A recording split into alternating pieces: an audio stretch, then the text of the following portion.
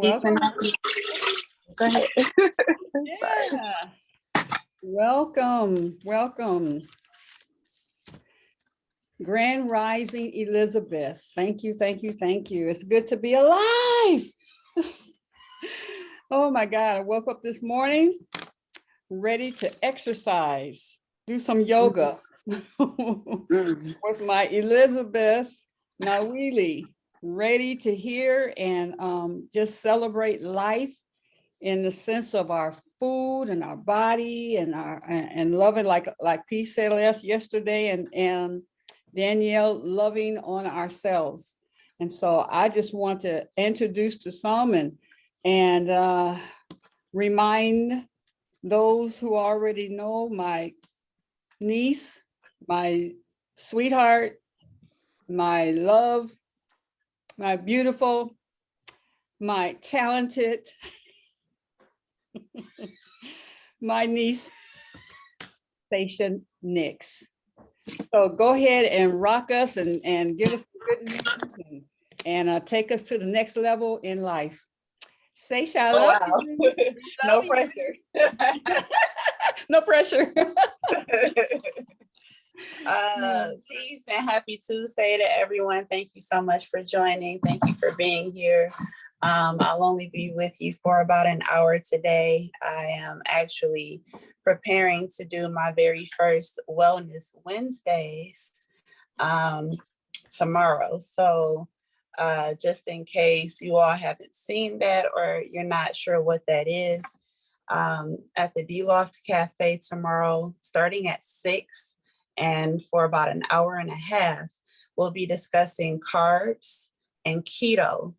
And I'll actually be preparing a small, healthy meal so that everyone could know what a balanced, delicious dish can look like and can taste like. That's obviously that's 6 p.m. Yeah, 6 p.m. to 7:30. Yes, absolutely. And we're going to go over carbs and keto and just have an easy laid back conversation and share information about that.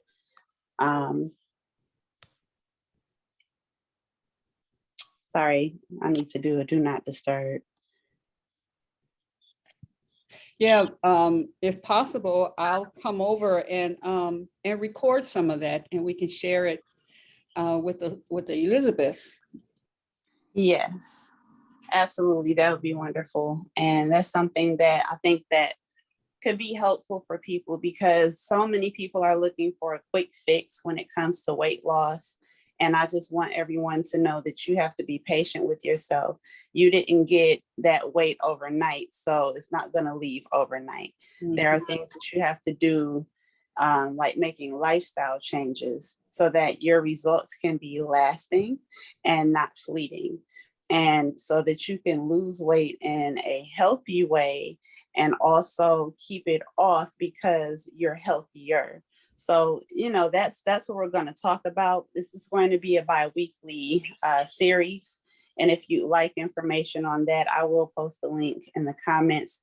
There are only 7 seats available because I want it to be an intimate space, but I also want everyone to be comfortable because we'll be in a room around the table, and then there's a whiteboard so that I can show you things. So I'm really looking forward to that. And also this afternoon, I will be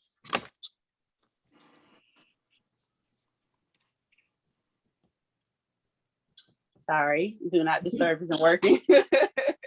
After this, later on this evening, I will be on 7 Mile Radio, just talking about nutrition and my business. So if you all would like to join in on that, I will also send the link for that. But this morning, I would like to hear from you all. I would like to know just how everyone is feeling and, what your triumphs and or struggles are when it comes to food, nutrition, and just overall health, because I really want to know. And I really want everyone to realize that what you're going through is not unique to just yourself. There are other people who have been struggling with the things you have been struggling with, and they may have found an answer.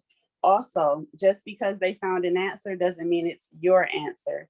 Physician, heal thyself is what you'll always hear, because everyone is so unique and so different. But you know, you need support as you move towards better health. So if you would like to speak on any struggles or any triumphs, I would love to hear it. It could be weight loss, it could be weight gain, it could deal with birth, it could deal with sleep, it could deal with diet, it could deal with exercise. Anyone want to chime in?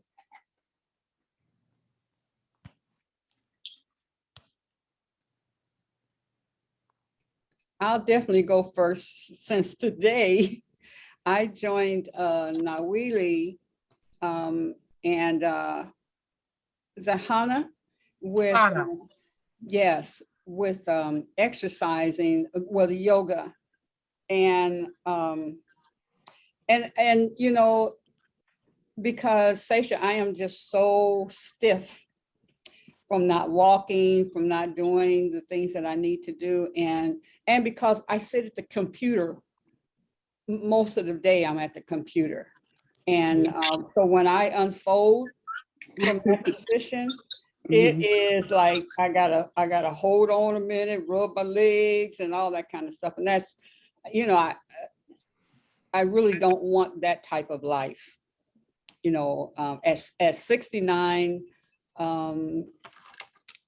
it could only get worse, you know, and so I am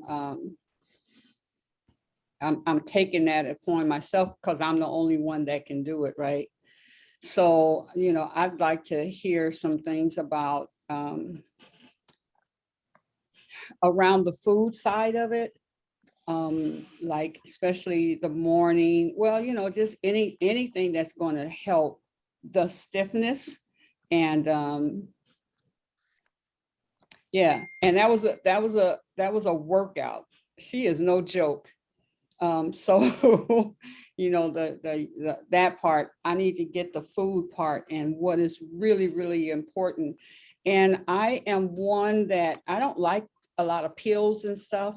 So I want to be able to get it through my intake. You know what I mean? Mm-hmm. Absolutely. I think that is really important to stay in motion. I think that yoga could be really, really great. And any other, you know, gentle movement. Soaking your body is very important as well. Stretching before you get into any type of rigorous activity to prevent injury. That's very important. Massages is so very, very important. My mother will tell you she saved lives and helped people with diabetes just through massage alone. And as far as food is concerned, we take supplements and we don't understand how to take them. There are certain things that you don't take with other things because it blocks absorption in the body. So, for instance, calcium, it's very important that you have calcium with vitamin D, because those two things work together for absorption, and that's what's good for your bones. And you can take supplements. Unfortunately, our food isn't nutritious as it used to be. But if you can get your foods from someone you know and you can talk to them about how they grew it, then you can get insight into the soil and how they do things, because you want to get away from the pesticides. You want to get away from any practices that rob the soil of nutrients, because the crop isn't going to be as potent. And then you want to make sure that it's as fresh as possible so you get the best benefit. So you want to eat your green leafy vegetables, and you want to eat your nuts and your seeds if you can, because those things will give you the calcium that you need. And then you want to get your sunshine so that you can get your vitamin D. You can take supplements. It's best to take them with food. And it's best to, you can get a multivitamin. Things are pretty balanced in a multivitamin, but it has to be age appropriate. So I like to get my vitamins from the health food store. because they have a variety of different ones. I tell people never get your vitamins where you get your toilet tissue. So if you're getting vitamins from the dollar store, you're gonna get dollar store results. And a lot of times those vitamins that you get from the drugstore, they're synthetic. And we talked about pharmaceuticals on the last call, but they're going to be synthetic, which means your body may absorb it or your body may discard it, and because it doesn't know what to do with it, or it might store it somewhere and then cause problems over time. So what you want to do is make sure that your vitamins come from natural food sources. And the best way to do that is to get them from the health food store. They have vitamins for children. They have vitamins for young adults. They have vitamins for older people.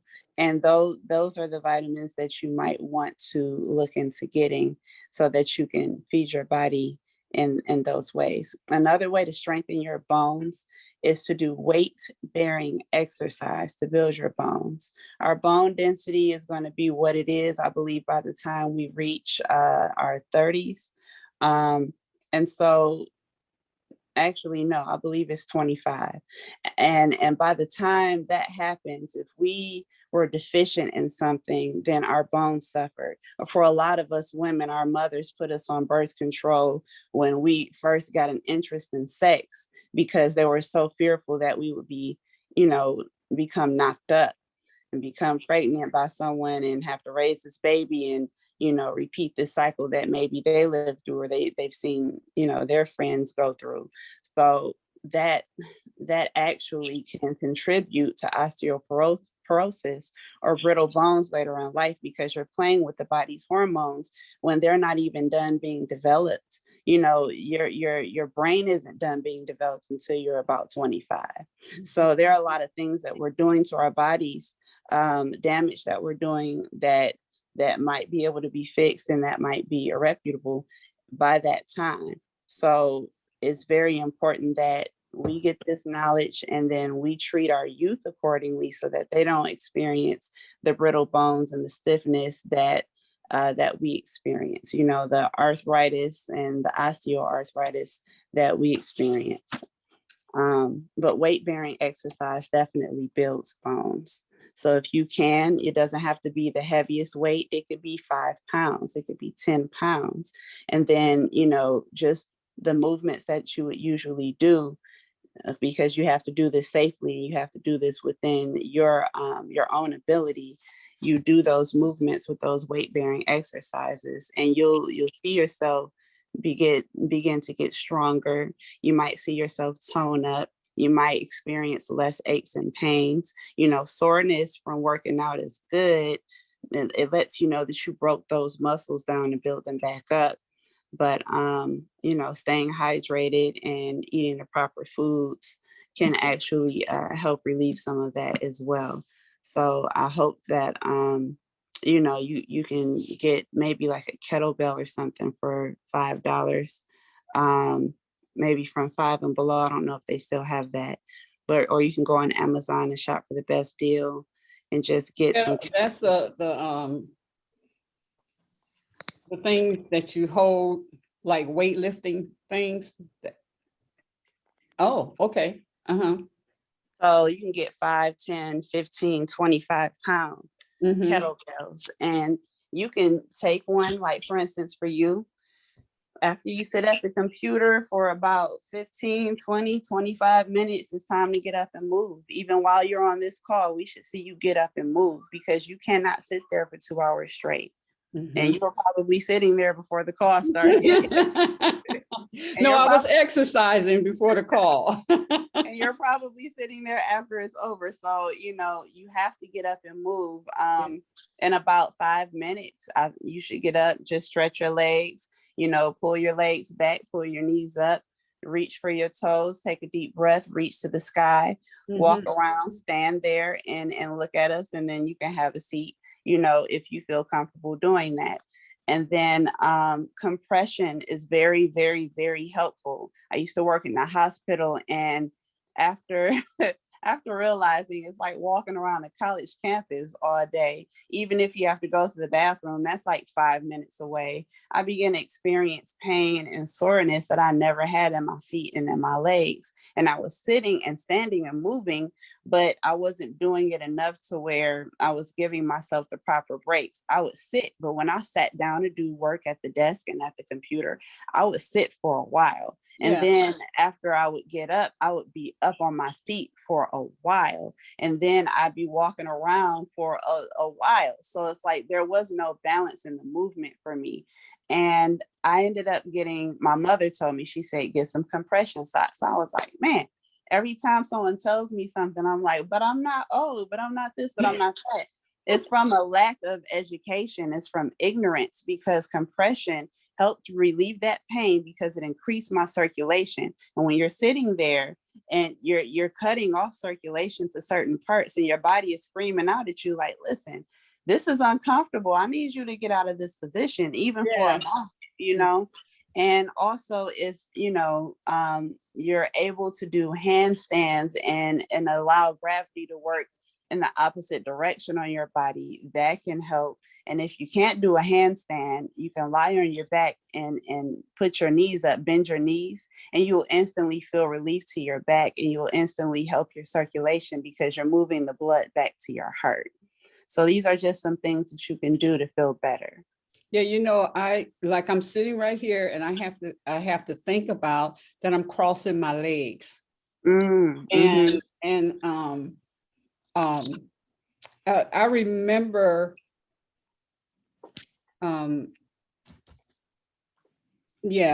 anyway, I'm not going to go there yet, but yeah, I really realized that when I'm crossing my legs like that, and for a while, that I'm cutting off my circulation and stuff. So I have to really remind myself to uncross my legs and all that stuff. What I found is that if whatever you're doing, wherever that pain is, if you kind of just stop and think about, what do you do all the time? You can kind of research back to where that pain is coming, why that pain is there. And so I have to remind myself to uncross my legs.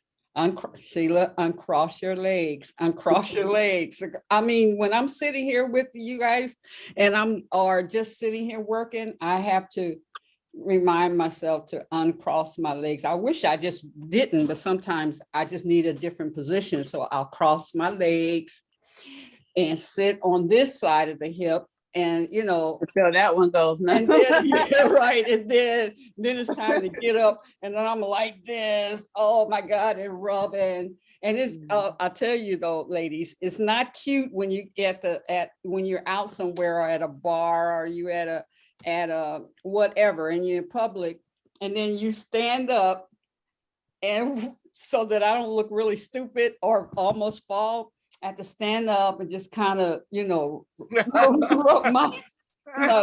rub my hip a little bit, and then hope that when I take that first step, that I don't almost fall, do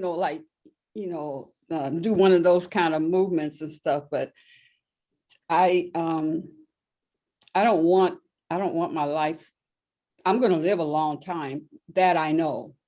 I mean, I know. And so if I'm only 69 and we're talking to get to 100, that's another 30 years. And then past that, I got to pull this stuff together. All of us, all you sisters, we got to pull it together so that we can,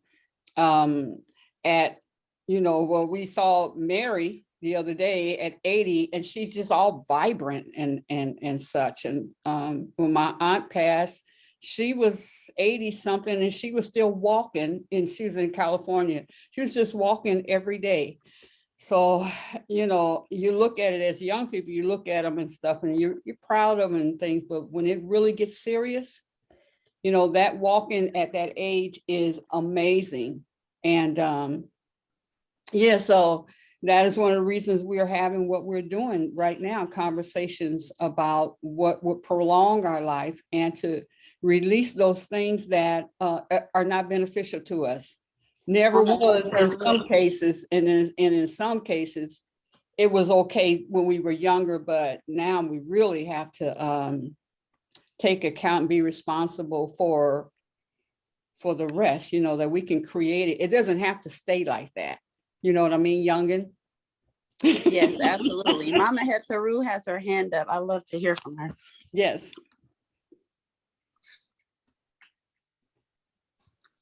Hi, Mama. You can take yourself off mute. There you go. Yeah, I had my phone in my pocket because I'm walking. Greetings, everyone. Greetings. Thanks for joining us. Yes, thank you for having Hello. this session. So you were asking what we did for my exercise. I get up at 7 o'clock every morning and do the 5 Tibetan rites. I've been doing them for 8 years, going on 8 years. And also I started doing them at a certain time every day, committing to that when this planned pandemic started. Pardon my French. And and just being on that journey and paying attention to my body and reaping the benefits of them as well. And it's a part of my morning ritual. And I also do oil pulling, which is really good, very healthy. It helps take toxins out of the body and cleans the tongue and gums and teeth. And so just doing those different kind of rituals to help keep my body healthy without taking any outside pills or, having to take pills. So, and I tell myself, if I keep on the prevention, then I can stay healthier than having to fix something later. So I stay ahead of the game. That's my mission. Absolutely. But I'm just doing better on my eating. You know, when I have sweets, I do slivers instead of attempting to eat the whole thing. You know, when we were little, brownies used to be like, tiny. Now Yeah. they're big as my hand. Yeah. And I don't like it. I don't like it at all. I love them, but I'm like, nope, not going to do it because then I have to, but I move so I can eat. Right. But Could anyway, you please explain for those of us who don't know what the 5 Tibetan rites are And the oil pulling. and the oil okay. pull? The five Tibetan rites are 5 movements, and you are doing them 3 reps. You start with 3 reps, and every week you add 2 reps. And you have one of the movements. The first movement is a spin, and with the rites, they said that they slow down the aging process. And there's also different benefits. But the first movement is a spin clockwise. And I tell people that are left-handed, if that's your clockwise to go the opposite way, by all means do it, because we have to make sure that we're doing things according to our body ability, because everybody doesn't work the same way. So I get that. So move number 2 is the leg raise, where you're laid down on your back, palms are down, and you lift your head, just your head, tuck chin to chest. More better is easier to explain because a lot of people will think that they have to lift the whole torso. And then right number 3 is the arch pose, which is done on your knees, toes tucked. Right number 4 is a reverse tabletop. And right number 5 is the upward and downward dog with breathing opposite of yoga. And so just those 5 moves. When you begin, there's just, you're only doing 3 reps. So you can do this within 3 minutes. And the other things that I love about the 5 rites is that you can take them anywhere. You can do them anywhere. You could drop a yoga mat at work, out at a park, at home, So having that flexibility is really good. And they help clear your mind, reduce stress, reduce excess fat. They kind of help you maintain your weight. And that's one of the things that another one of the many things that I really like about it. And it's something you can share. And you do they go up to 21 reps, which is like for 10 weeks. That's like a session. And you can either stay at 21 or like me, I like to start over. I've done 3 already this year, 3 sets. I'm on my 4th set this year. So it's just really fun. I love to move, and I have some information that I could share, for people to read, but you can look them up. And then there's a lady named Carolyn DeWitt who offers mantras and also element assignment to each rite. Okay. So for the oil pulling, that would be found on oilpulling.org, oilpulling.org. And it's an old practice of time. Like I said, the process is to put a tablespoon of oil, they recommend sunflower or sesame seed oil.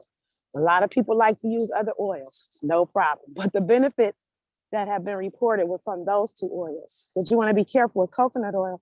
If you have silver amalgam in your mouth, coconut oil can weaken that. So, but the oil pulling is done by swishing oil around in your mouth, not gargling. There's a difference. To swish it around in your mouth for 20 minutes seems like a long time, but put it in your mouth, jump in the shower. By the time you it's over before you know it. It seems like a long time, but you swish it around for 20 minutes and then you let that go. But you don't want to have it where there's traffic, because you don't want to walk in that, sputum that you release. But it is a beautiful process. It helps whiten the teeth, keeps plaque and tartar down. Now, this may sound creepy, but I didn't go to the dentist for 5 years. And when I went, they were amazed that I didn't have plaque and tartar all on my teeth. I was like, yeah, oil pull. So we're talking about it gets into places where your toothbrush and your floss, even the floss may not get, and cleaning your tongue, cleaning the toxins, and it pulls toxins up out of your body. That's why you don't want to swallow that sputum that happened. So it's really a good preventative health measure. And the benefits, people have been able to come off of their high blood pressure medicine. Diabetes has been reversed for some. It helps with respiratory issues, digestive challenges. The benefits are just incredible. So those are things that I really push. I'm not a drug pusher, but I'm gonna push some movement and some exercise and some things for your body, as like I said, for preventative and positive health management. So that's what I wanted to share. Thank you. Thank you. Thank you.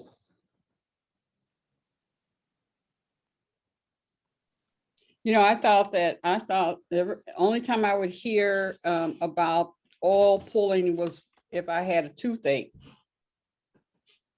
I didn't hear about it as everyday preventative, exercise that you should be doing. It was always, my teeth hurt, get some oil pulling. So that's good. That's good news. That it's part of the regimen. You have some beautiful teeth too, girl. Ooh, don't look too closely. No, okay. Thank you. Yeah. Thank you. Oh, I was muted. Thank you, yeah, for sharing. My mom, she actually does those things, the 5 Tibetan rites and the oil pulling. Yes, We go don't on. realize, yeah, we don't realize how important oral health is to our overall health. And there are so many links to oral health and cardiovascular disease. Maybe they don't understand how it all works, but you have to think, if you have bacteria building up in your mouth and you do the oil pulling and you're releasing that stuff, that's better for your body overall. And then people who experience a lot of dry mouth, that could be really good for that as well. Because, people take different medications, it really affects the moisture in the mouth. And without proper saliva production, you can't begin the digestive process of breaking your food down in your mouth or ridding the bacteria that the saliva can get rid of. So oil pulling seems to be really helpful. And I think I need to start doing it again myself. It was just so gross to me at first. Like switching oil around and then, your own saliva is building up with it, but it's good for you. It could be really good for you. So I did post what she said in the comments. Is there anyone else who would like to share anything they do for their health, any triumphs, any challenges that you might have, or just, how you're feeling today? We'd love to hear from you. Morning, Raziya. Unmute yourself. Grand Rising, everyone. Yes. Just want to acknowledge you. Thank you. Yes, peace, Mama Raziya. Peace. Okay, well, I'll go. So for me, Pilates has been a game changer. It has really, really helped me. My spine, I've done a lot of things that have thrown it out of whack. I've had whiplash twice, once recently. And I've been going to the chiropractor and doing Pilates. That helps my everything. A lot of times people have nerve pain and they don't realize that their spine is out of alignment.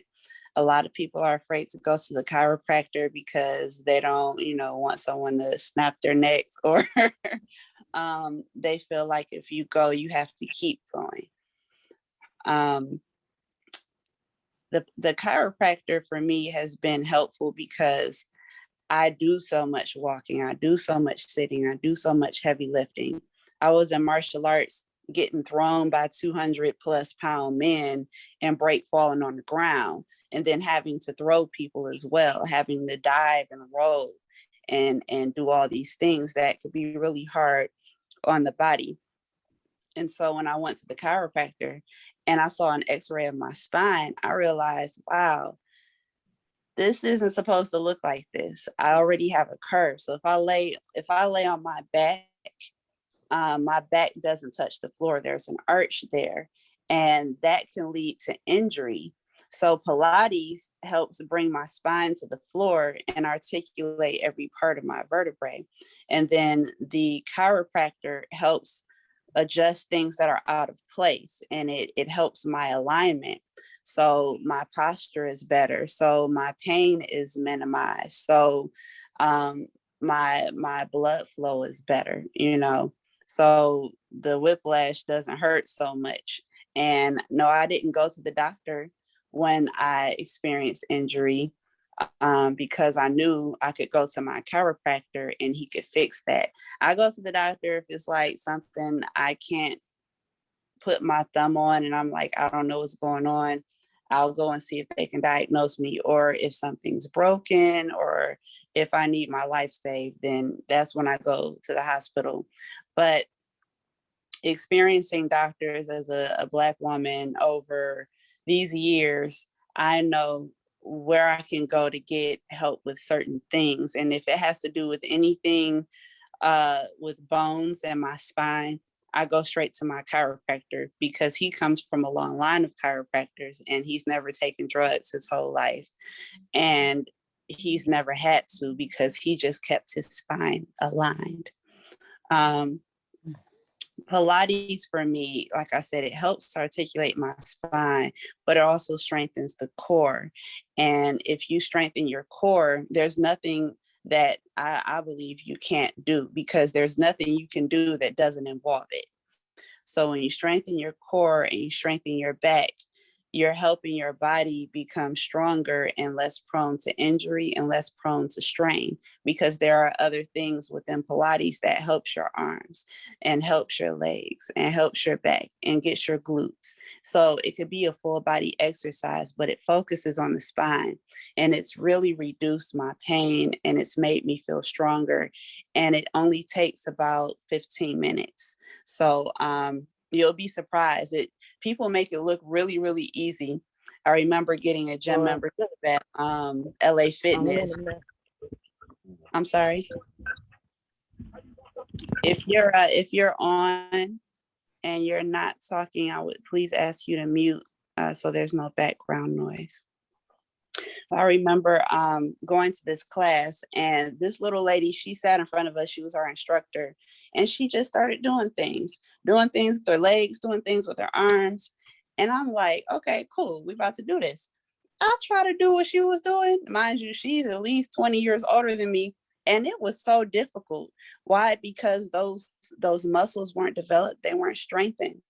And you really get to see areas of weakness in your body when you start to work out. That could be really discouraging for people who want to work out, but that just lets you know where you should focus your attention. And to prevent injury, it is so very important. I woke up one day and my shoulder was bothering me so much. And I'm just like, wow, what did I do? I was doing push-ups, but I wasn't strengthening these back muscles. So my body was pulling towards the front. And, I'm strong here, but I'm weak here. And so that led to my shoulder feeling out of place, feeling weak, and feeling sore. So I had to go to physical therapy to alleviate that. In physical therapy, I strengthened these muscles, and that's when I began to feel relief. That's when I began to feel more flexible. So exercise and movement is important. And I like to call it joyful movement, because you have to do what feels good to you. Otherwise, you won't be motivated. And there are some days where you won't be motivated, but you have to do it anyway, because your body requires that. And there's never been a day that I worked out and regretted it. If I had to push past what my mind was telling me to work out, and I work out, I felt amazing. And I was always grateful, like, dang, well, that wasn't so hard. I can do this, but you have to take it one day at a time. You can get a really good workout in 10 to 15 minutes if you're doing the right things. A workout could be you hula hooping with a weighted hula hoop. A workout could be you going skating. A workout could be you dancing. I trick myself all the time into a workout with dancing to my favorite songs. A workout could be you hopping on your bicycle. It doesn't have to be you hitting the gym and hitting the weights and running on the treadmill. I don't like to run. I do not like to run. I can, but I'm only running if I have to.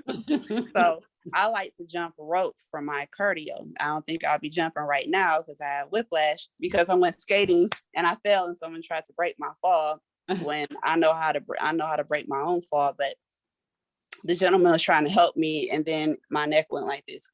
I was like, oh, let me call the chiropractor.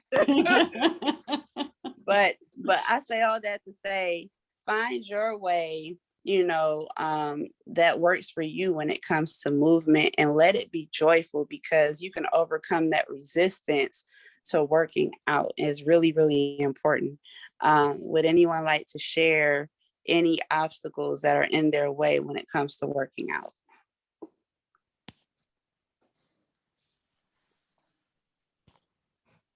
Is anyone working out or not working out? Well, Saesha, Unstable, can you hear me? Yes, I can. Okay. I'd just like to share that my major blocker for working out right now is commitment and scheduling. I have a tendency to think about it. Yeah, I need to try to start moving my my arms and my back. I've been having problems with backache. And I looked at some books and, listened to people like you. And, it could be as simple as lifting, turning to the left, turning to the right. It may not be all that bad, but I've got to set a time. I think about it, now put it off. I'll get it in an hour, or I'll take it after lunch and so I never get to it. So I'm feeling a need to talk with others about how to really get that regular schedule, because I hear that once you do it, that the body begins to help you. Say, hey, it's time for us to do this, even if you're not ready. But I got to get back to that. I remember having it a few times, but I'm out of sorts right now with that regular commitment to exercise on a daily basis. Okay. What's the first thing you do when you wake up in the AM? Like as soon as your feet hit the floor, what do you do? I see your hands, Mama Nawili and Miss Juanita. We'll definitely get to you. My first thing is to get up out of bed, stretch, and see what's hurting and what's not hurting. I've been having problems with my knee, my right knee a lot. So this morning I got up and I said, oh, it's not there, but it was in my back. That's where the hurt was. But anyway, I stand up and see what my day, what I'm starting with. The next thing I do is I walk to the kitchen and I get my 3 glasses of lemon water. And I drink those religiously. After that, I think of some breathing and some relaxation regarding my day ahead. Thinking time, sort of a meditative, but not always prone, sitting down or lying down. And that's how I start. That's a beautiful start. You start with cleansing, hydration of the mind and the body, and stretching and feeling and being present. And that's really, really important. Is it possible that once you get up and you stretch, that you can go right into a really, really quick workout and then continue the rest of your day with the lemon water and the other things that you do, setting your intentions? So you're saying do the stretching and the little workout before the lemon water? Yes, or you can do the lemon water. I don't know how that feels in your but belly. Just kind of get it done. Get something out of the done way. first. Right. Yeah. Don't put it out off. Okay. Yes. That's good advice for me. Thanks. Okay, great. I hope it works out. You have to let us know. You have to let us know next week. Okay, I will. Okay, Mama Nawili, would you like to say something? Yes. Good morning, Saesha. Good morning. Thank you so much for your knowledge, your beauty, and your grace. I appreciate it. Appreciate you. And so what I want to share is I start my ritual in the bed. So once I thank the Most High, my ancestors for just waking up, blinking my eyes, breathing, I begin to bless every single thing in my body I can think of. I start with my head, my ears, my eyes. I go through the chakras, and then I start doing a check-in with my body as I'm stretching gently in my bed before my feet even touch the floor. I'm like, okay, is that hip? Do you need some attention and love today? As I'm just like, gently going from side to side, or, I'm feeling and sensing and thanking my body at the same time. So, Raziya, I'm just saying, even before you get out the bed, you can start some gentle love to that beautiful temple of yours. And that makes it easy. And I'm saying that because when I had spinal fusion surgery 5 years ago, I was in a wheelchair. So I'm saying I just kept doing my yoga, what I could do in the bed before the surgery, after the surgery, and what the surgeons told me that saved my life was my yoga practice and my strong core. And so just, in the bed, wiggle those toes, rotate those hands, do a little tapping. Thank you, body. Tap it up, wake it up, bless it, and say, what do you need me to release out of these areas? So thank you for letting me share. Thank you for sharing. That was beautiful. So insightful. Yes, ma'am. And if we've caught on you, I don't know if the hand goes down automatically. But please put your hand back down. Yeah, as they do it, Saesha, I'm putting them Oh, down. you got it. Okay. All right. Don't worry about your hands. Miss Juanita, we love to hear from you. Good morning, all. Thank you, Saesha. Did I say your name right? It's Saesha. It's okay. I know it's a different type of name. I appreciate it. Well, you're a different type of person. So, and you bring some different kind of stuff that is so good for us, Ms. NutraBay. Thank you. I think So, right now, I'm in a super slump after having taught silver sneakers classes every morning, 5 days a week, up until last June when everything in my life went topsy-turvy. So I won't go into those excuses that it turns into, because right now I'm probably at the excuse stage, but I know better. So I had actually scheduled myself to come back online with my classes with the Silver Sneakers Energy class, with this, which is a combination of Tai Chi and Qigong. I took the training, like online training. You know how y'all do, how we do with online training. We Zoom through it. It's so easy just to, get all the information we need to pass the test, but then getting in the group of doing it, I'm not there, especially with these health changes that I'm adjusting to. So what I do a quick stretch before I get out of bed, because I have to. And Queen Mother Adonia, I just want to mention to you, get that sneak stretch in while you're still sitting. It makes it easier when we get up. So I get a little quick stretch in, and then I had to go potty. So that's automatic. But once I do that, my commitment that I have kept is sharing a word of God every morning. So I do have a string of consistency that I've held on to in the midst of this turmoil, and looking forward to soon getting back into my routine. But the thing about me that I've learned is that I only keep the consistency when I'm doing classes. And so that accountability of having to be there for others, maybe that's a crutch or whatever, but truth be told, that's where I am. So, but at this point, I can't even do my classes because I'm not at a strength level where I can trust myself to be able to go through the 30 minutes leading a class.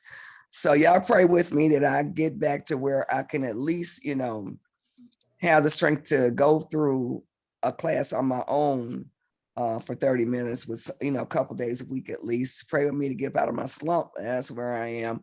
But thank you all so much for all you share that inspires and encourages. Y'all are my therapy, and I appreciate y'all for helping me learn new things and remind me of old things, help me get back on track, stay on track, and be on track.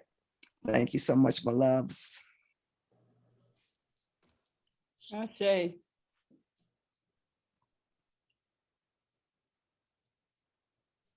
We don't hear you, Saesha.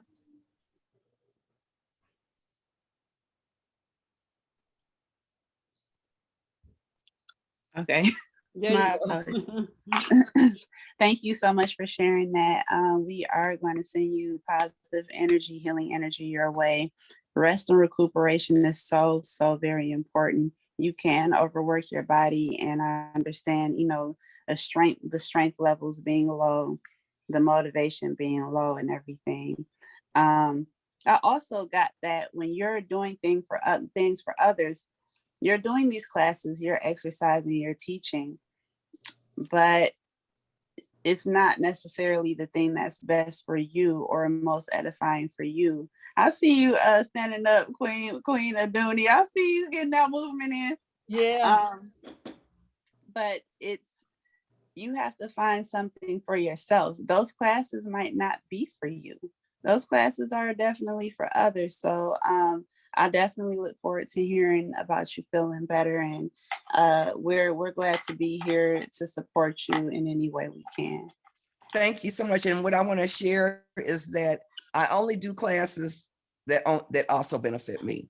So I don't do classes that don't also benefit me. So Okay. that's how I choose and then for one thing, I can't do anything that's beyond my level or not on my path of authenticity. So yeah, I do have to do the ones that work for me, but I'm so off from so much of just the basics. I'm slouched when I'm sitting, slouched when I'm walking. I'm like, girl, if you don't get about it. So things that I have shared with my class, I'm cheating myself. I would always tell my class, come on, you can do a little more. Don't cheat yourself. Well, here I am stuck in that space of cheating myself outright, and thank you for your prayers. Help me get up Yeah. out of this.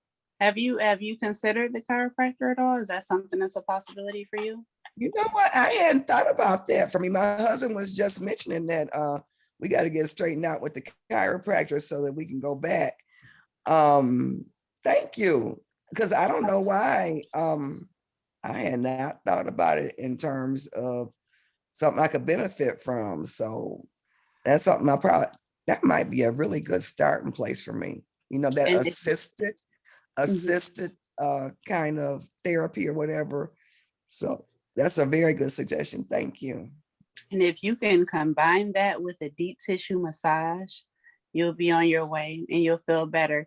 I know massage helps show you the parts of your body that needs work as well, because you can't touch yourself in the ways that someone else can.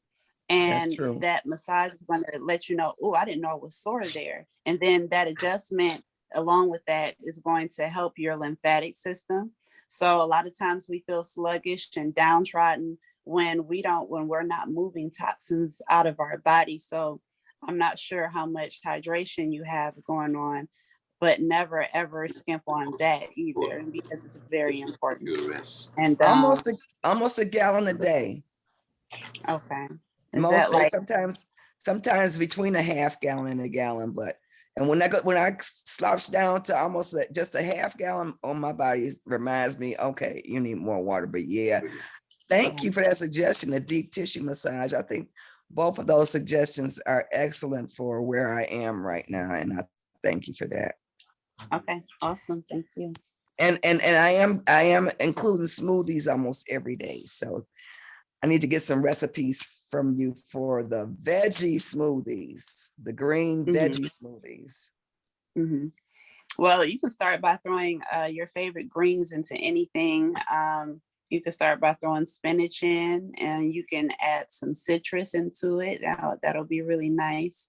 And berries are always really, really, really good. So if you get you some berries, you have to know whether you like your smoothies creamy or juicy. Because you can get your plant-based milk if you want a more smooth, creamy mix, and then freeze you some berries and throw that in there with a handful of spinach, and you'll be on your way. Well, It's thank really you so simple. much. I'm pretty good with the fruit smoothies because I usually do include like sweet peas. I'll include in my fruit smoothies because of the protein content. And I try to include my green leafies in there, but I'm looking for total vegetable. All veggie. Okay, we'll get together.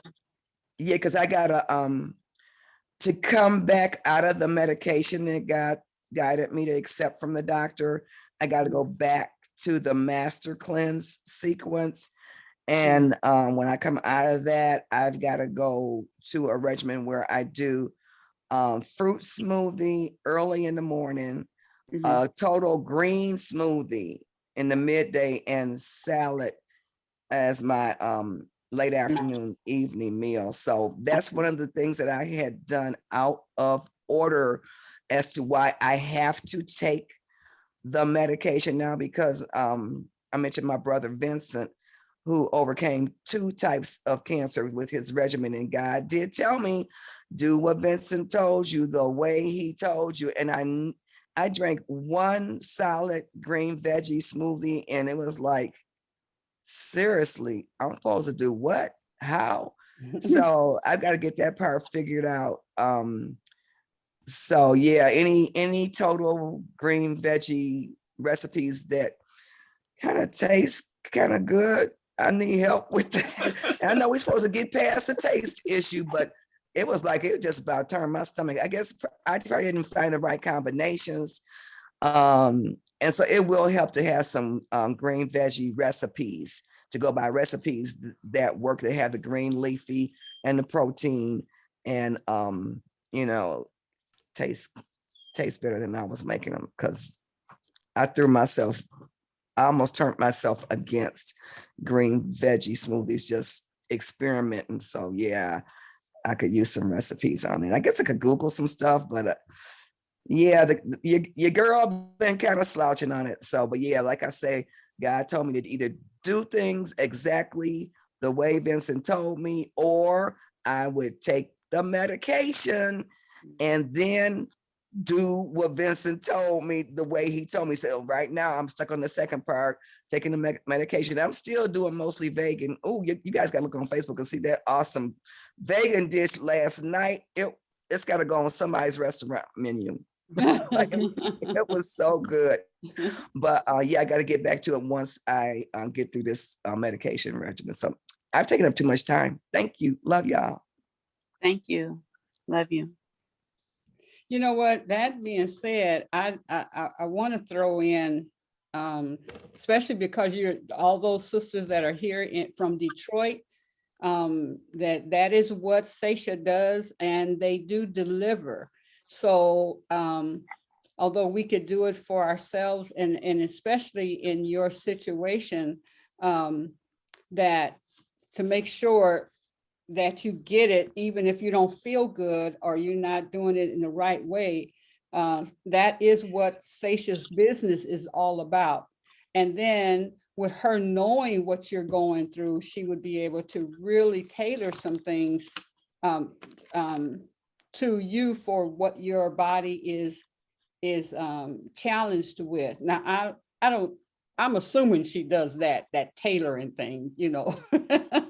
Actually, or I she's do. already got it, you know. Oh, well, you need this particular one, but she has delivered them to our shop, and she's had it delivered to our home, and it's just wonderful. You don't have to be concerned about it, because I don't know. It seemed to me, for me, as simple as a smoothie is. At first, I was using oh, what is that stuff for the liquid part? Apple cider vinegar, apple cider, not the vinegar, but apple cider juice. Apple cider.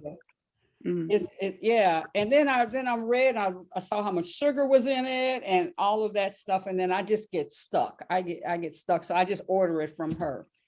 So that is something that you could do, especially here in Detroit.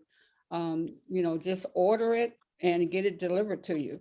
We could start my subscription now, and I'm calling it a subscription for the vegetable mix, because I need it 7 days a week. So I don't know how far in advance you would make them for freshness sake, or if I could freeze them, but I don't want to, be running up the delivery fee, getting it daily. Although I need them daily, so maybe once a week. The green veggie one, the fruit one, I'm good with. Okay. But the green veggie mix, yeah, help, please. Okay, so Your phone number, give it to me. I'll type it in. yes, Mine please. is six No, seven not you, eight. baby. Oh. Saesha. I need your number too, though. Mine is 313-633-5545. And I do subscriptions, and I do tailor the subscriptions to my clients. So we can do the green ones. Now, my fruit smoothies last up to 3 weeks in the freezer. However, the vegetable smoothie, I've never had an all veggie smoothie or frozen an all veggie smoothie. I'm going to get to work on that for you and let you know what the best thing is for that. If you need to pick it up maybe twice a week for freshness, we can work that out as well, or delivery, depending on where you're located. So Okay. I will take out. What's your number, or do you want to just type it in the I text? can share it with this group, sure. I shared on Facebook anyway, because I got my live class, but 678-683 4541. Okay. Sounds But yet, good. that's what I do love about the challenges we go through as overcomers, because that's what we do. You know, what's the song say? All we do is win, win, win, win, win. So that's No what I matter love what. about the challenges we overcome, because they always wind up contributing to others' victories and growth. So here's a growth Yeah. opportunity for you, Saesha.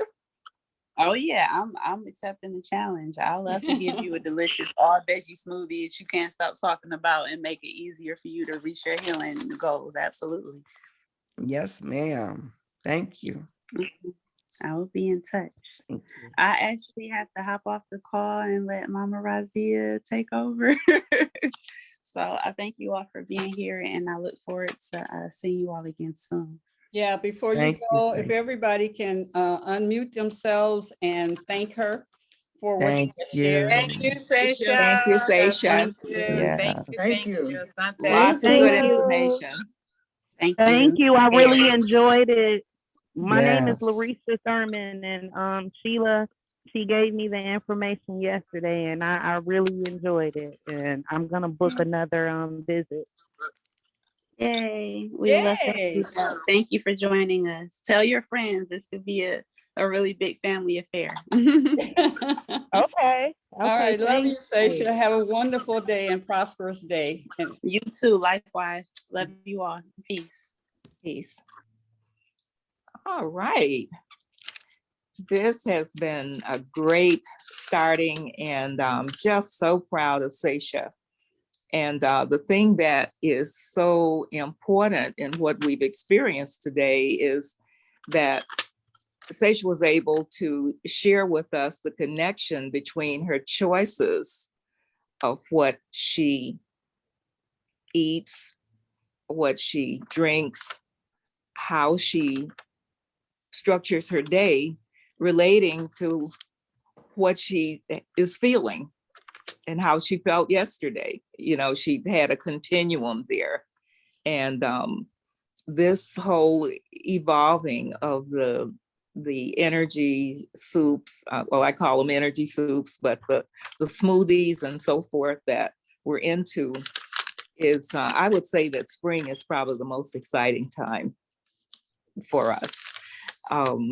Yesterday, I made energy soups for a sister who has had 4 strokes.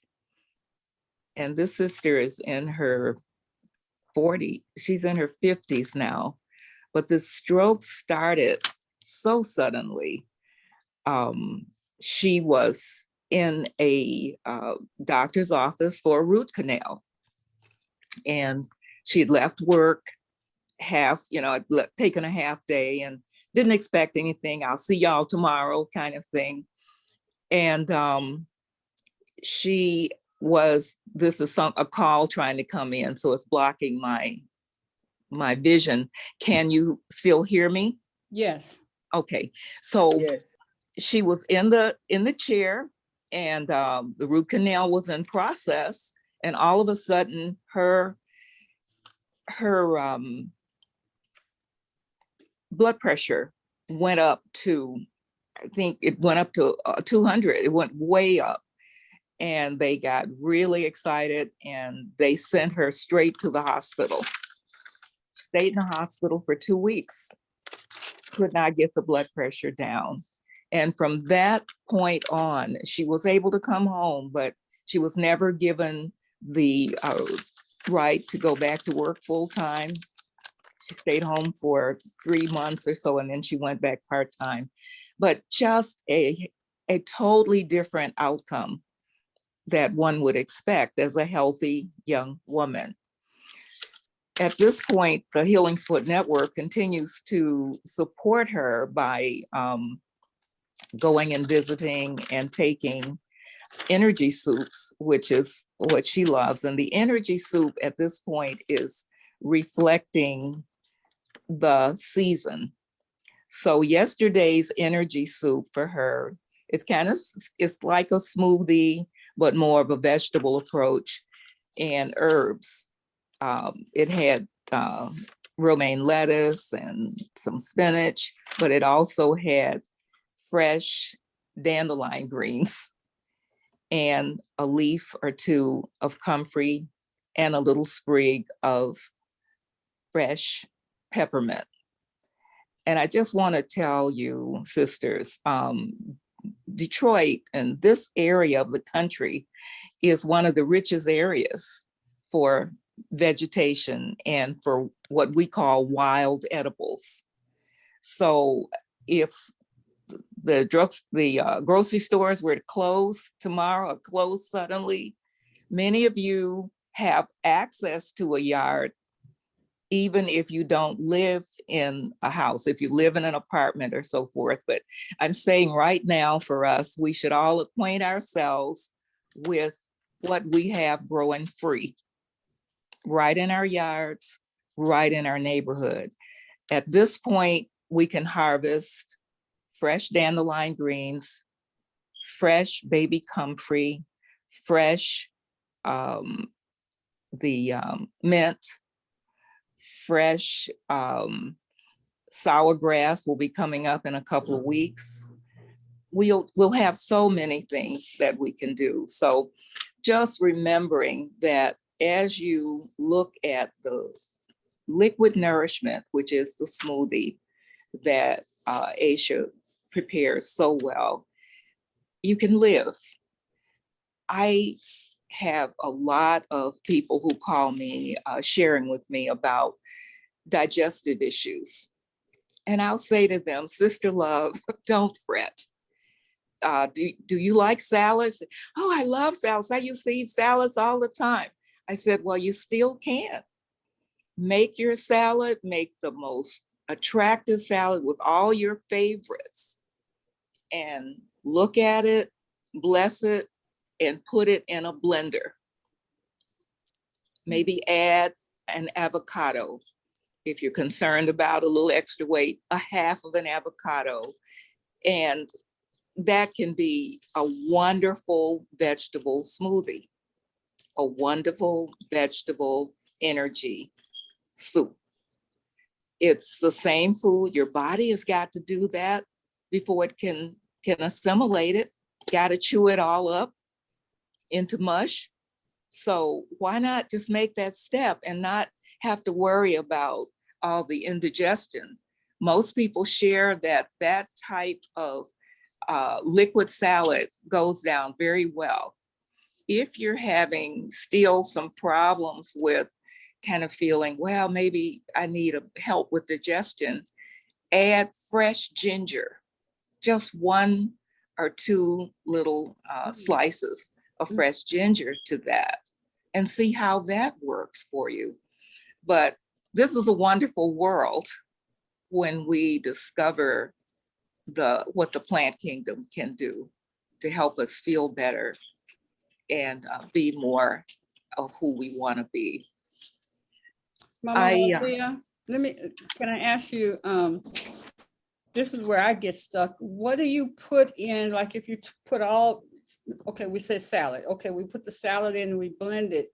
What do we add to it to make it more liquefied? Is it water or what do you Okay, think? there are 2 or 3 things. You can do lemon water, water with a half lemon, like a cup of water with a half lemon squeezed into it, and then pour that into your vegetables. Mhm. But I'm using often coconut water, which gives it a little extra flavor, a little extra nutritional benefit.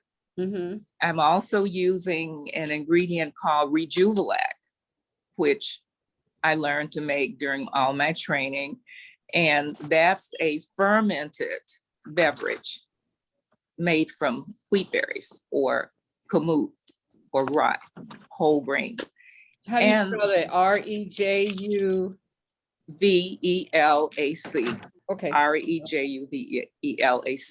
Mhm. And then the next thing is almond milk or coconut milk if you are wanting something with more protein and softer and so forth. So you have a variety of things. Some of my colleagues who are looking at the milks and so forth are saying coconut milk is often a better choice if one is concerned about calories or concerned about the assimilation of vegetables with it. Coconut milk has a good place if you're going to use a milk in your smoothie. And just enjoy. You'll find, wow. And the thing that helped me a lot was to share it with my husband or with a friend who came over. And when they said it was good, it seems that it was better to me. That little extra endorsement is a great help. But I would like to just share with you that I got in tune last night with the fact that this is the Mother's Day week, moving up to Mother's Day. And just realize that mother is our nurturing legacy. And we, most of the time when I think of my imprints, the things that I still do, and I say, where did I get this from? Where did I get that from? And it often is mother's influence. So I would like for us to just kind of look at how our mothers influence what we're eating today. Can we remember any particular saying that she had or any particular rule that she had, which has an indelible mark upon how we nurture ourselves with food? I'll start by sharing with you some of the things that happened with me. My mom was very concerned about drinking water separate from eating. And so she would say, don't drink with your food. You're washing your food down. You're not going to be healthy that way. Don't drink water when you're eating. Another was drink water, because I was kind of upset about that one. I'd say, well, she'd say drink water in between meals. We need to consume, what is it, class? 8 glasses, is that what they tell us? So if it's 8 glasses, now Sheila, I see that you're frozen. Can people still hear me? Yes. Okay, so 8 glasses of water, it seems like a lot of water. And I used to make this is where I deviated from my mom's teaching. So as I got into adulthood, I said, oh, I don't have time to get the water and so forth. So at lunchtime, I would guzzle this big glass of water that the waitress brought out to me. Then I would order, I'd order my food. She would fill my water glass up again. And I realized that I was not obeying my mother's teaching as a young adult. I was drinking that water that they brought and even drinking more while I was eating my sandwich or my salad or whatever. So today we're looking at the legacy of mother and asking that all of us look at the fact that it makes sense to not, she said, don't water your food down. But what you're doing is we're diluting our digestive juices. We really need all of the digestive juices, the live enzymes that the body produces to help digest that food. Digestion begins in the mouth, and washing, drinking coffee, tea, or anything while we're eating is contraindicated for perfect digestion. The thing I'd like for us to do is listen to a few quotes on mother that I found. I was just amazed that there were over 150, 200 quotes describing mothers relationship or the importance of mother. But I copied 4 here. And I just want us to listen and remember this one. To describe my mother would be to write about a hurricane in its perfect power, or climbing falling colors of a rainbow. That's Maya Angelou. Mother is the name for God in the lips and hearts of little children. And I really thought of that one in terms of how you can just see how mother is just so important and so special. And the children remind us of how important we are as mothers. The next one, I realized when you look at your mother, you are looking at the purest love you will ever know. And that's Mitch album. The last one I'd share, in a child's eyes, a mother is a goddess. She can be glorious or terrible, benevolent or filled with wrath, but she commands love either way. I am convinced that this is the greatest power in the universe. So as I looked at these 100 and some statements that people had made in reference to mother and had signed their names, I said, I wonder if our Elizabeth group would like to just take a pause during this next, what do we got? 4 days left before Mother's Day, and write out something that you'd like to share with our group here, and give it to Sheila and Danielle, because I know we've got some pearls among us of statements or feelings that we can express about our mother. So I'd like to make a request that we get that during our time during the week, just write out 3 or 4 lines, sign your name, and you can be right there along with Maya Angelou or Mitch Albom or some of the other. All of these people came through a mother. All of them have shared that common experience. Now, I would just like to share with you, I guess, I don't, why I would take the time last night and go into this more thoroughly. And I was remembering my own mother and mothering experience. And I went all the way back to in utero. I did not know what had happened at my birth, the situation surrounding my birth, until I was in my mid-40s. And I went to, one of my friends talked me into going to a rebirthing class.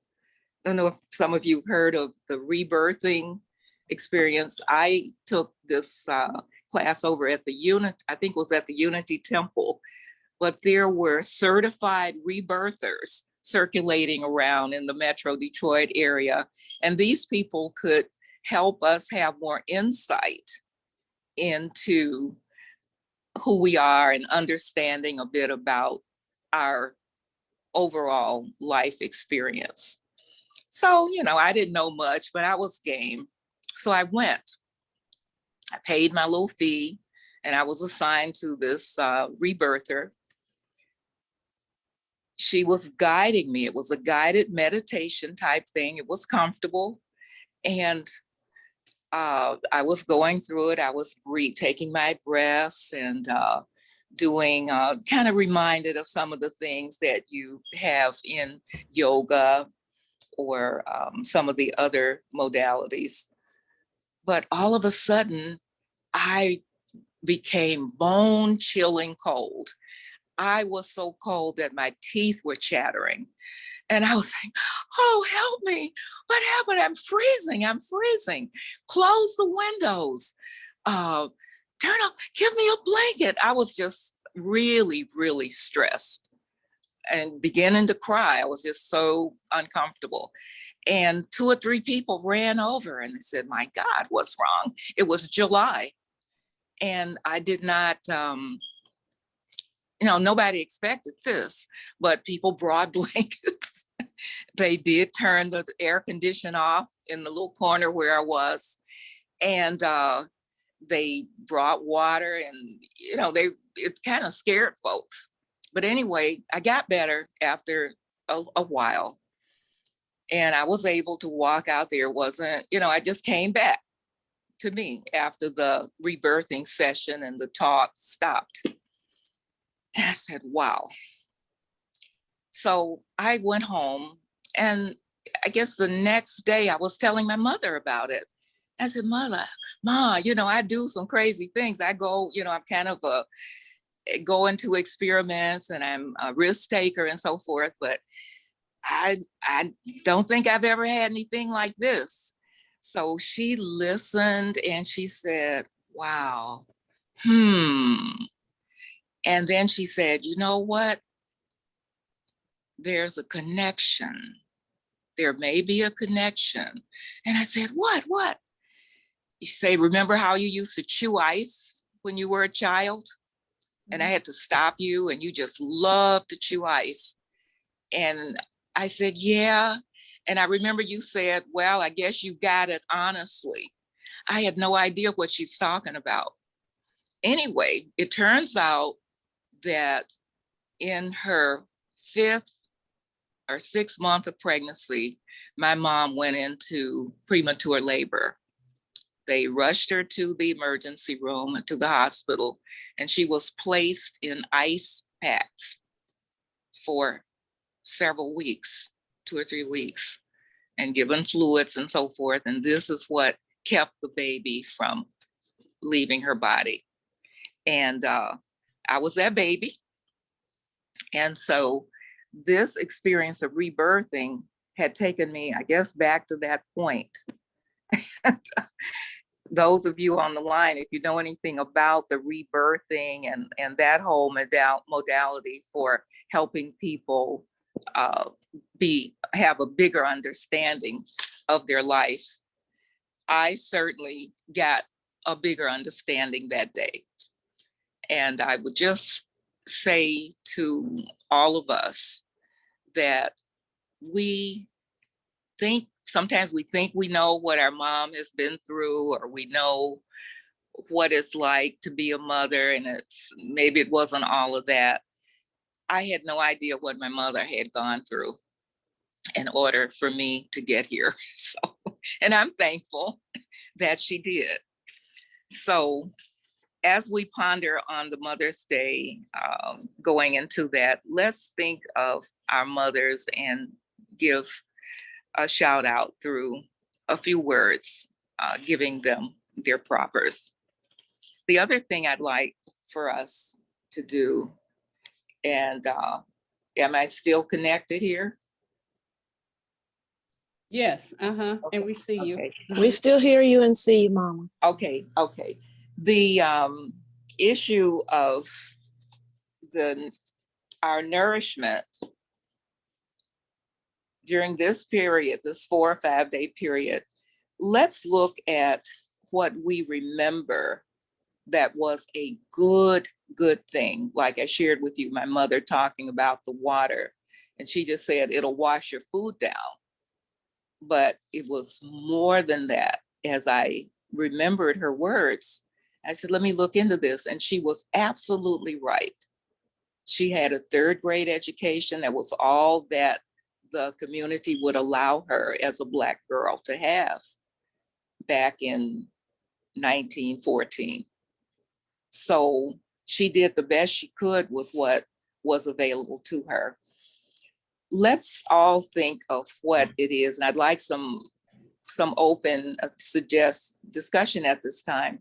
What is it that you can remember that your mother told you in terms of your self-care, your nutritional choices, in terms of how certain foods or certain drink, but can we remember some of the words of wisdom that we got from those elders? I look at us on the phone here and I realize that those mothers and grandmothers that we can remember would take us all the way back to the beginning of the 1900s. And so we definitely have some pearls of wisdom among some of those discussions that our moms had with us. I see a hand. And That's me. Okay. That's Mama Het. So my mother didn't necessarily say, but my mom, she cooked every week for us. On the weekend, it was freestyle. But every week my mother made home cooked meals, and when we had cereal, she, didn't buy the sugar cereal. We had to eat like cornflakes or Wheaties. And then when we did go to fast food, it was maybe once a month. We didn't really do a whole lot. And then, yeah, but she stressed, the home cooked meals, and she did that, and, taught me and took me into the kitchen and taught me as well. But she did focus on taking care of my body. It wasn't as much so as how it looked, how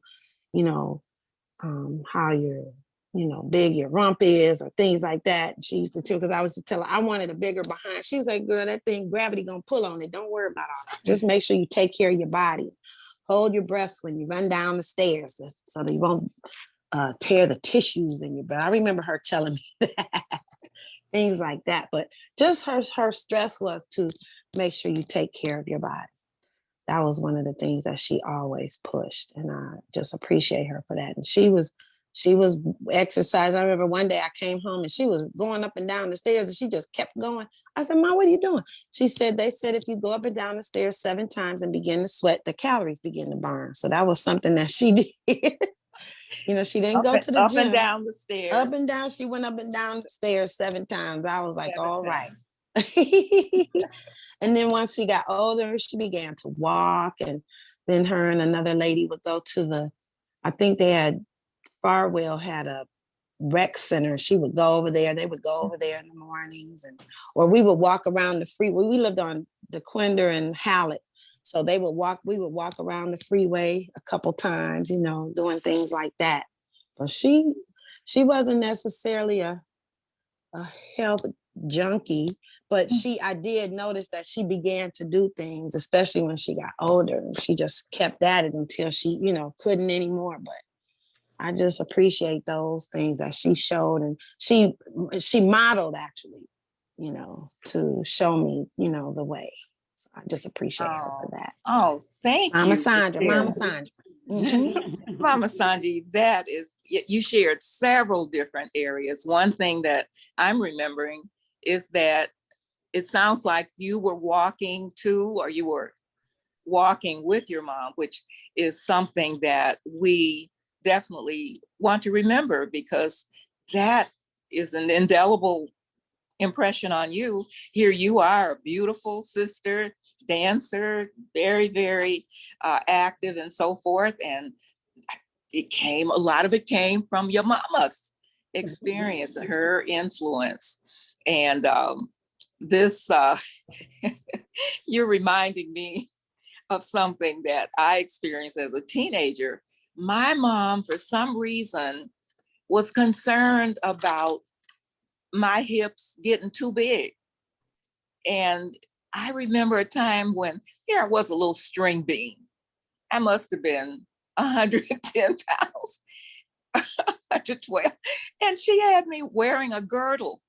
I had to wear a girdle because she didn't want anything to be jiggling or shaking. And I had forgotten about that until Andrea shared this, because that did influence me, as I grew up. And I'm saying, well, am I walking straight? Am I shaking too much? And I was wearing things until I got a little bit older and a little bit wiser. I realized the benefit of all of these things, and they all had their place. But thank you for that. Is there anyone else who'd like to share something that you remember vividly from mom that influences your nutrition choices, your healthy life choices? Because as you start talking, often the words come, and I see people becoming more vivid and more, more at point as you begin to speak. Because when we open our mouths, I don't know how many of you've had the experience. Sometimes I open my mouth and I don't know what I'm gonna say. All the I just time. know I'm supposed to be saying something, and it comes. And that's another force. And I think mama has something to do with that too. There's a meme that they have. It says, sometimes I open my mouth and my mom comes out. Okay. All right. Okay. Okay. Right. Mama right. Haru. Did I see another mama? Yeah. Yes. Okay. Thank you, Ayaba. Mama Bay. Yes, yes. Well, a couple of things. One that really stands out in my mind has nothing to do with physical nutrition as much as it has to do with some mental things. My mother was a seamstress, and she never made, well, let me put it another way. She made our clothes and her clothes. And a lot of times she made clothes that the three of us, my sister, my mother, and I had the same clothes that we wore. My mother said, you never want to walk down the street and see yourself coming towards you. Now, how did that affect me? And well, once I got moved to New York at 20 years old, and I saw these people in African clothes. I'd never seen nothing like that in my life. I went home and threw away all my clothes. I put them all in the incinerator and started wearing African clothes. And I definitely never saw myself coming towards myself. Once I changed that, it was not difficult to walk that path because of what she had said. The other thing is that she always said, chew your food. Don't stop talking when you eat. Chew your food and make sure that when you swallow it is more like water than like food. So I got that from her too. Oh, those are really great pearls of wisdom. Thank you, Mama Bay. That whole thing of chewing and talking and not, I remember one of my teachers was saying, your food is sacred. There is a very special relationship between you and your nourishment. Give it its propers. Don't talk. Feel it going down. Realize the blessing that you are experiencing. Realize how blessed you are to have this food. And just give a quiet. And that kind of added to that whole thing of just the breathing. And then one of my teachers, I think it was Bonnie, she was incensed when she saw people walking and chewing. She said, at the time that we eat, be relaxed, give it its proper time. And so you sit and you eat, it's a quiet time. And yeah. Did any of you ever have anyone say to you, eat all your food because children are starving in India or Africa? Oh, yes. Yes. Right. Yes. We heard that my auntie that I'm named for, I'm her namesake, Aunt Thelma, was so concerned about wasting food. So when she was visiting us, she would be helping my mom clean up the kitchen and, clear the table and all. And she would be eating the chicken off the bones that we had left.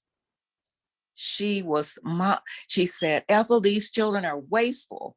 Look at all this meat that's going to waste. And she would chew those bones down to the gristle. Wow. And she was a fine, healthy, strong woman and very productive in her work. And I said, my God. And so we were all like,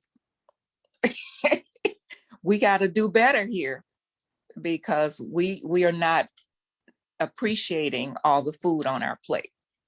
But it was very much against her rule for any food to be wasted on the plates. Yeah, how about the one where about your underwear? And it wasn't about you, it was about if something happened and you go to the hospital and your panties are all messed up, I'm gonna be embarrassed. Right, right. But that, Yeah. I remember that one very seriously. And I think, I don't know if we say that to our children these days? I don't know if that particular saying continues, but it was very alive when I very, was a child. yeah. That was a real serious standard. We Well, had some. that and plus something I can't remember now, the sister said yesterday, and I meant to speak on it, but see, we don't, this generation really doesn't realize that we had a culture that was specifically coming from the African-American community. And that was handed down from our great grandmamas who were closer to the ancestors who were enslaved, to our grandmamas and to our mamas, and then to us. But with integration, cut a lot of that out. So we don't say things or do things that were specifically coming out of the Black community during our youth. Well, sister, that just brings up so many serious thoughts for me, and some hurt. I got out of grad school and took a job at a mental health hospital. I had gotten a scholarship. My family had limited means, so I was on full scholarship to go to grad school. And my commitment was to work in a mental health facility for 3 years after graduating. Not binding, but a real heavy suggestion that this would be a good way to honor the fact that you were awarded this.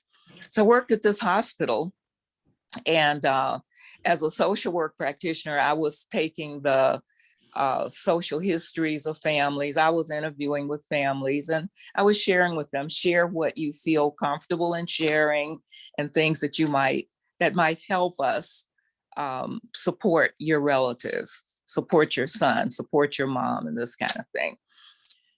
And I was new, and so I'm sitting here in this evaluation where there are 13 different doctors and nurses and social people like this, and the director of the hospital. When they read the social history, when I read that, someone would say, "Oh, we see the problem here. This patient has a mother who's living in the home. This person has an auntie who's living in the home. There's a father, a grandfather who's living in the home. This is the problem." And I was so hurt by that. And it connects with what you're saying, is because these are our ancestors. These are our elders. These are the people who were passing the information down, passing the baton even. Some of the elders were teaching us very needed skills. Many of us learned some sewing skills from our grandmoms and the people who had time. Sometimes our mother and father were busy trying to work to bring in monies to cover the cost, the rent or the house note or whatever. So the culture that I see still doing this is a Chinese culture. Yeah. Most of them, I think something like 70% or 80% of those households have a mother and father living in the house. And they are able to have a major influence on the children and on their learning. So sister, I often wonder, what could we do? Or are there ideas of things that could be done to bring some of that back? The fact that we have many of our elders, our precious elders with all of this knowledge and abilities are sitting in nursing homes. Yeah. Never Yeah, heard of that when I was growing up. My uncle, my great uncle, my great grandmother, everybody was living with the family. Yes. And it was wonderful for us as children because, I mean, of course, they cook their butts off. So you know you're going to get some good food. right, right. Yes. And you sit with them to learn how to cook. I thought making biscuits was so hard. And then I went to sit with the elder, one of the elders in my family, and she said, all you got to do is pour the flour in here and the milk in there and the baking soda in there and stir it up and throw it in the pan. So it wasn't reading in the directions. By the time I read the directions, I done messed up the recipe. So that Yes. was, Yeah. that was, you know, a part of our culture. How can we get it back? I think of it all the time. I think of it all of the time because like I told you all the other day, I'm the oldest of over 500 cousins, and they are just going out. Whatever's going on in the world is going on in my family. Okay. And so I'm the elder now. So I wonder, I'm concerned because when I leave here, they ain't not gonna get nothing. They're not gonna get anything about what Big Mama and Papa and them did, because I'm holding that. And so I don't know. I don't have the answer. Mr. Elijah Muhammad says separate. A lot of Black people don't want to separate. I know from being blown up in my apartment that part of it is manipulation. We're being manipulated to think a certain way and have certain opinions and certain thoughts. Even now with the abortion thing going on in the Supreme Court. Yeah. There's so many other things that could be done, but we don't have a voice. People that look like us, we don't really have a voice. And so we have to have a secret order like what we're doing now. And those of us who are in Elizabeth have to commit to passing it on to the next group and maybe even have a presentation like what we're doing now, but focusing on passing this on specific instances that we could come up with that we could pass on to the younger people. I don't know the answer. Yeah, you know, I tell my son, well, the generation it's beginning to kind of water down because the family structure is not there anymore. Because matter of fact, we just celebrated another baby coming in from my husband's nephew, but this is his second child with different moms, you know. So when the structure where you just didn't do that, not in my generation, because we were, you know, burn the bras and, you know, being free, and I'll be with whoever I want to and all of that stuff, which is wonderful. But then on the other side of that, the grandmas don't have that relationship because she doesn't want the two kids to intertwine with one another. And so you don't have that relationship. And I've told them, I need to be an influence in their life. I need that, you know, they need that, because there's the other generation, but that senior generation has things to pass down to them. This one in the middle, they don't listen anymore. They're grown, but the babies, we get to influence them. And with all the knowledge and the skills and the talent that I have, I want those babies with me so that they can get from grandma, you know, get from great auntie. But the structure of life is different. The families, it's different now. And you find that many of the children, our children, they don't have home economics. They don't know how to cook. They don't know how to do things from scratch. They don't know how to sew. They don't, all of that, you know, put a button on or hem a skirt or anything. And how to fix that. I don't know, because now, thank God for the homes, for seniors and stuff, but then it's just like drop them off and then Yes. they're on their own. And then they're being filled with medication and stuff so that they don't have to bother them. And then so the mind is weakened and they're just not able to share, and they get depressed and stuff. So, and the children go in, is like, why is she looking like that? And then they don't want to go and visit like that, So there's something that has to be done. And I really, really would my son has, the teenage, they're 16, 17, 16 and 21. And then you have the new babies that he started another set, right? And so I am so determined that this new set, of which he's with the young lady now, but they're about to split up. And I'm like, oh man, I won't be able to see them. And I'm making more of an effort. And then the other thing is when you break your house down, because we had to move from a big house where all of them could come over to decrease, what is that called? When you had to Downsize? Yeah, you have to downsize and you just don't have the space because everything is filled up with furniture or rooms. Because like in my living room, my office is in my living room, because now we had to downsize. And so you don't have the kids running around outside and watch them play. You just don't get those luxuries. And there's a cost to that. Yes. There's a cost to that. You can't influence them on what they eat. And so you can influence them spiritually. So we're losing that grip that we used to have, or that our forefathers and ancestors had in sharing and passing down. You don't want to, and then if the family structure, they're not a structure, but babies just everywhere. You don't see them that much, and then the women are, well, I'm not say women, but some of them are, you don't believe what they believe. And so no, I don't want you teaching my kids that and stuff like that. It's just crazy.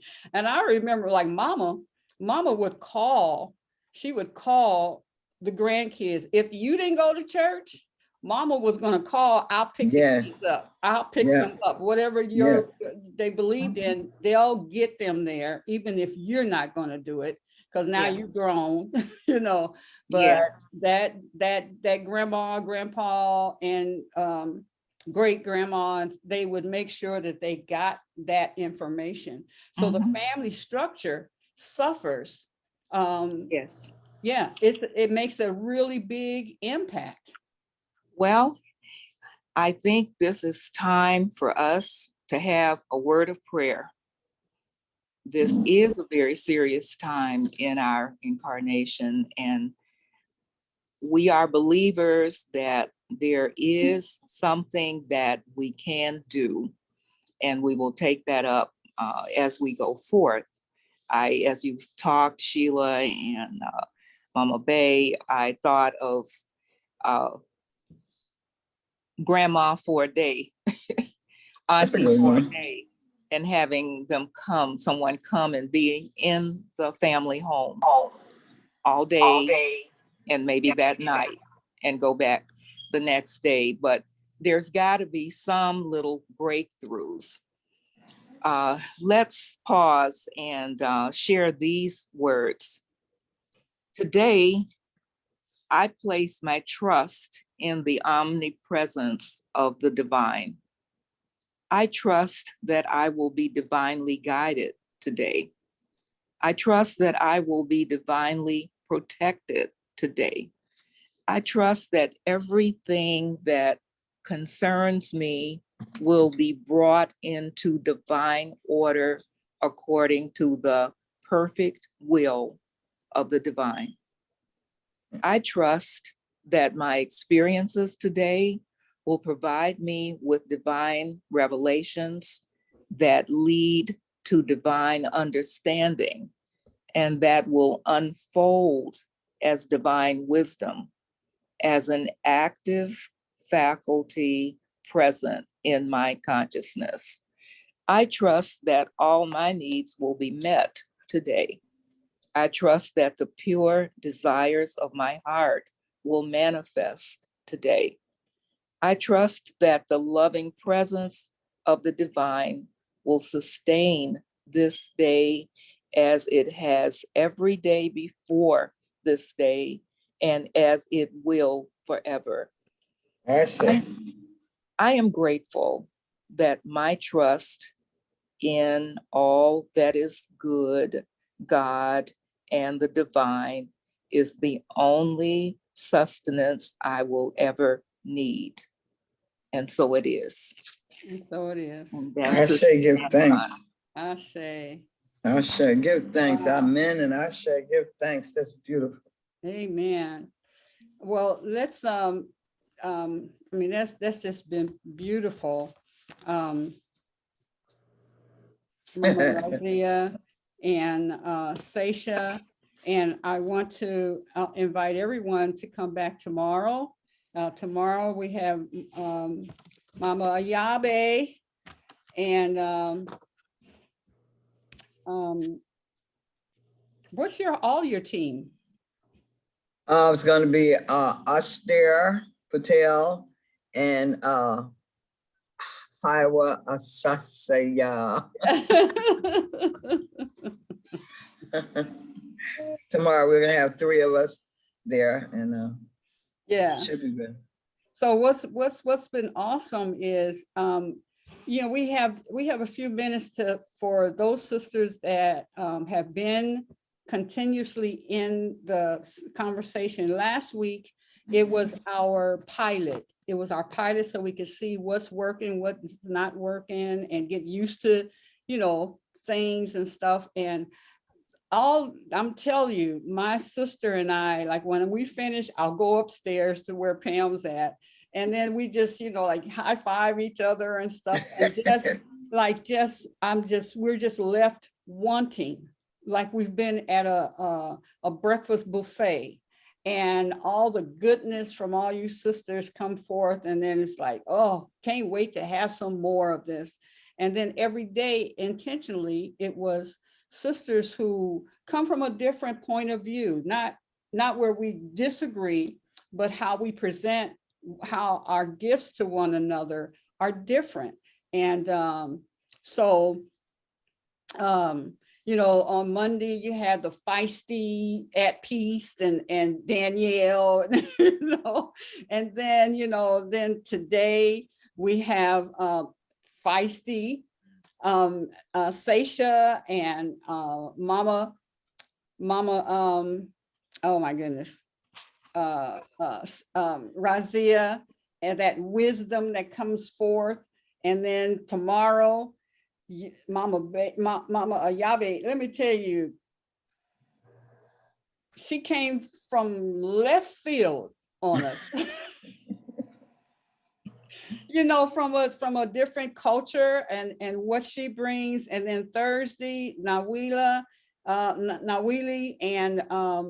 and her people from California and stuff coming in, and Washington and everything, because since she's been in Detroit, she's always traveling. And then on Friday, I'm the host, and we're talking about, you know, the Elizabeth, and what are you being birthed? What are you bringing forth to the world as it relates to serving the universe? So it's a different topic and a different way of presenting. And I want to appreciate every single one of you for those who have been here every day and those who are just new popping in. Please tell your Elizabeth. Elizabeth, for those who don't know, is based on when Mary got pregnant, and Mary said, well, how am I going to do this? And she said, and the Spirit said, well, the Holy Ghost is going to come upon you. And she said something else. Oh yeah, your cousin Elizabeth is also with child. And so when Mary went to Elizabeth, her baby leaped. Elizabeth's baby leaped. And you want to be around sisters and brothers or people who cause your babies to leap. So you and your babies are your visions and your dreams. So that's what we're going to talk about tomorrow. Where are you? I mean, Friday, where are you in your bringing forth? And if you're barren, let's get pregnant. Let's get juicy and have that relationship. So I just want to thank you all for coming. We're at 10 o'clock and I just want to thank you. So if we can unmute ourselves and just thank Raziya and thank one another and then see you tomorrow. Thank you, Raziya. Good day, good Thank you, day. Seisha. Thank Thank you, you. Queen Thank you. I Adoni. appreciate everything. Thank you all. Being able Love to you attend all. today. Yeah, Asante sana. yes. Mhm. God bless you all. Yes, Peace. likewise. Yes, Peace. thanks for you. Peace, love, and blessings. Enjoy your day. Okay. Travel well You Peace today. and love, Elizabeth. Mhm. likewise.